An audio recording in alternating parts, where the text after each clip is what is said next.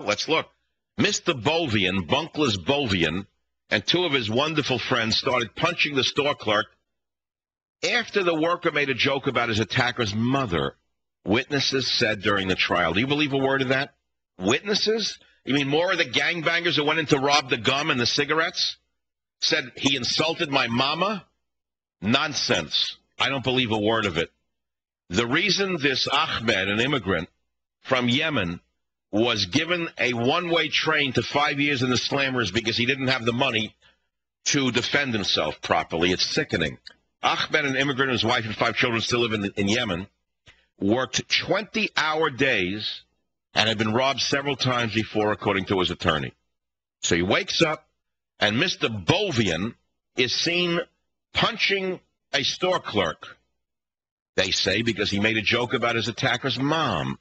I don't believe a word of it. Sad in America when a poor, struggling worker in a store, an owner, can't defend himself. Now you hear the complaint there aren't enough stores in certain neighborhoods. Now you ask yourself why? Savage. With Savage, you never know what to expect, and that's why you listen to his show every day. The Savage Nation. Talk 910 KNEW. 10, 11 o'clock, 12 o'clock, rock, we're going to rock around the clock tonight. Put your glad rags on. Enjoy life. This is not a rehearsal. From the day going, it was 5 years in prison for hammer smash. You hear? What a story. Salah Ahmed battered Bunkless Bovian with a hammer. Yeah, innocent Bunkless Bovian. Bovian and two of his pals started punching the store clerk after the worker made a joke about his attacker's mom, witnesses said during the trial. Witnesses. More of the gangbangers said, oh, yeah, he insulted his mom. All right, so that allowed him to beat up the co-worker in the bodega. The guy wakes up and sees his assistant getting beaten up by a gang of bums, and he wakes up and hits him with a hammer. Now he's going away for 5 years. Thank you very much. The jury, you can just imagine what the jury of peers would be for Bunkless Bovian. The jury watched the hammer attack on footage filmed by surveillance cameras. A jury of his peers would be, I guess, similar style, similar people with similar lifestyle. 1-800-449-8255. Michael Savage. Or professionally. New York, WOR. George, go ahead, please. George, what profession are you in? Tippers are doctors. Wait, hold on, let's back up. Let's milk this for all it's worth. What do you do for a living? Actually, I'm a retired teacher right now, but I drove a cab while I was in college. All right, I was wondering because generally teachers don't get tips. No, I got nothing as a teacher. But when I drove No, but seriously, so what, with the years you drove a cab, the worst tippers were doctors? Yeah, I'm sorry to say so. How did you know they were doctors? You mean at a doctor convention? No, you'd be picking them up outside a hospital, or, you'd be driving them to the hospital. Why are doctors cheaper than other professionals, I wonder? I would have thought lawyers, I heard lawyers were the worst. I heard lawyers are the stingiest. They may be. I have my theories. I always thought that people who never had to work for tips don't tip well.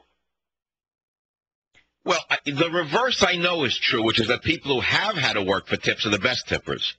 In other words, the best a waiter can do is have a waiter sitting down at a table as a customer, because usually the waiter will give the best tip. I've seen that my whole life. I've been a busboy, a poet, a pauper, a prawn, and a king. Thanks for No, I've been a busboy. I've been a waiter. I've been a lifeguard. I've been a junior lifeguard. I've never driven taxi. Never. I don't know. That job is horrible. I had a friend slashed up in a cab once. You shouldn't know from it. AC, if you're listening to this show, I don't mean to make you uncomfortable, but horrible, horrible. In San Francisco about 15, 20 years ago, I visited him in the hospital. Like a side of meat what this guy did to him. And it's because the idiots who run the cab companies in San Francisco don't want to put in a barrier between the customer and the cab driver. You hear this? No, we don't believe in a barrier. We want an interchange between the customer and the cab driver. They're a bunch of cheap bums own the cab companies, you hear? They don't care if the drivers wind up looking like a lox. Do you think they care if the driver looks like a Nova Scotia salmon in the morning? They don't care. Yeah, they want an interchange between the driver and the genius. That take me over to Hunter's Point tonight. I want to go in that area. And if you don't turn, I'm calling the police that you're being a violation of the taxi rules. He wound up slashed. A guy jumped over with a knife, almost cut him to ribbons. He fought with everything in him. With his last sinew, he cut his hands up on him, and as the knife was coming down to kill him, he said to him, "Why are you doing this to me? Can you?" And this was a strong kid. I forget how it ended. I don't even know why the guy let him live. But there are crazy people out there. Don't you understand there are insane people out there? I don't know what that has to do with tipping. I don't know whether insane people tip more or less. We were talking about tipping, not insanity. Oh, I got off on a thing because I was saying I never drove a taxi, thank God. But it wasn't because I did not drive a taxi because my friend got slashed. I didn't drive a taxi because I didn't drive a taxi. I had other things to do. Let's go to the callers, okay? Forget about it. San Francisco. KNEW. Lawrence, welcome to the program. What's on your mind? Yes, Michael. This is Lawrence from Santa Rosa. I got a couple of questions. I've listened to your show for about 6 years. I'm a member of the Savage Nation. I love it. I love your program. Thank you. Anyway, the first one was... Now comes the punch in the guts. But no, what's on your mind? It may have been just answered. I was going to talk about the worst tippers, professional tippers. And I would have to say the current Democratic liberal politicians now in office. But well, the question is, have you worked for them and gotten bum tips? No, I have not, but I have. Because you live in Santa Rosa, California. Your congresswoman is who? Pelosi? No, that's not the congresswoman. No, you have one up there. I wouldn't want to be in the same taxi with her. Never mind because of the tip. You need a gas mask to drive her around. Nancy. Thanks for the call. You need a gas mask. It'd be like driving around a foul locks in a July heat. Let's leave it at that. I don't even want to give it a thought. Because it's going to border on misogyny, and I'm not a misogynist, but it has nothing to do with that. It has to do with the fact that she herself internally, in her soul, smells like a herring left out in the sun. Whatever. New York City. No, let's go to Hawaii. David in Hawaii, welcome to the Savage. I can't see very well. The lights are dimming. It's like an island across the river. It's like islands in the stream here tonight. Again, 2 in a row. One more night of this, I'll have a nervous breakdown. Dave, welcome to the Savage Nation. Michael, the worst tippers are prostitutes. The worst tippers are... Whoa. Prostitute? Are you a cab driver? Yes, I am. And all the while they're bragging that they just made $250 for not doing anything. And what percent tip do they give? Are you talking about like you pick them up on Hotel Street or something? Yes. All right, and let's say you get a $10 ride. What do they leave you as a tip? Nothing. Nothing? And this is right after they just made $200 or $300. They don't even blow you a kiss? Nothing. They're the worst. They only take short. Are you sure they're actual prostitutes or they're boy-girl? Because that could be a differential within the subculture.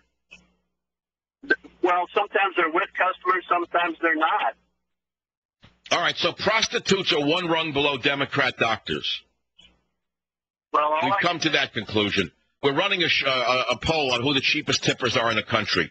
The lowest one so far is prostitutes in Hawaii. Next to them are doctors in general. That's nice. Very nice. Very nice.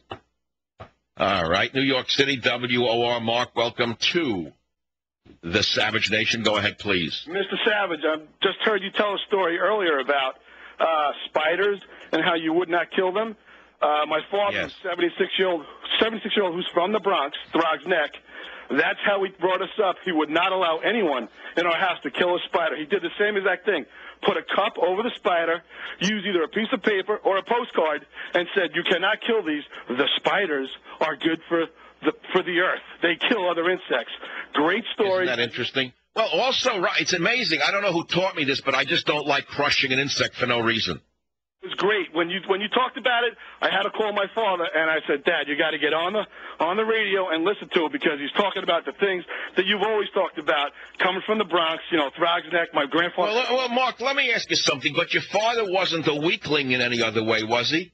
No. My father's a retired captain in the Army, and, it was stand up tall and do things right, and if you didn't, you were going to... Isn't that something? You see, this is an amazing call, Mark, because that was the point I was trying to make, which is that it is not a mark of weakness to have compassion for defenseless creatures, whether they be a bull or a spider or a defenseless human being.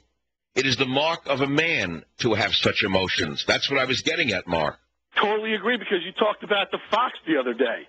I mean, I listen to you every time I come home from work, and, just the fact that you didn't want it. You wanted to be compassionate, and you felt for that fox crying for its child.